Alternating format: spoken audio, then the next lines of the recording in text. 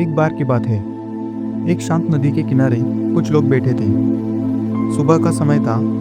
ठंडी हवा बह रही थी और नदी की लहरें धीरे धीरे किनारे से टकरा रही थी। सबसे पहले वहाँ एक छोटा बच्चा आया। उसके हाथ में उसकी लकड़ी की नाव थी। उसने नाव को पानी में छोड़ा, लेकिन अचानक तेज बहाव ने नाव को बहा दिया। बच्चा उदास हो गया और गुस्से में उसने किनारे के रेत पर लिखा, नदी धोखेबाज है। थोड़ी देर बाद एक यात्री वहां आया।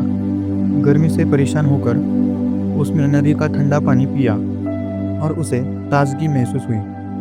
उसके चेहरे पर मुस्कान आई और उसने रेत पर लिखा, नदी जीवनदायिनी है। दोपहर को एक बूढ़ा किसान वहां से गुजरा। अचानक उसका बैल पानी में फिसलकर डूब गया। किसान रो पड़ा और दर्द में उसने लिखा, नदी निर्दयी है। शाम ढलते ढलते कुछ लोग आए। उन्होंने नदी में जाला डाला और खूब सारी मछलियां पकड़ी। खुश होकर उनमें से एक ने लिखा, नदी हमारी पालनहार है। लेकिन रात को जब ज्वार बढ़ा तो नदी की बड़ी बड़ी लहरें आई। उन सब की लिखी बातें मिट गई और किनारा फिर से वैसा ही हो गया जैसा पहले था।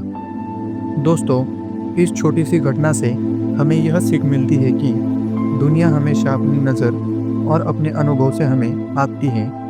कोई हमें अच्छा कहेगा, कोई बुरा, लेकिन असली ताकत इस बात में है कि हम उनकी बातों से प्रभावित हुए बिना अपनी राह पर चलते रहें। जैसे नदी अपनी धारा में बहती रहती है, वैसे ही हमें भी अपने सपनों और काम की ओर बढ़ते रहना चाहिए।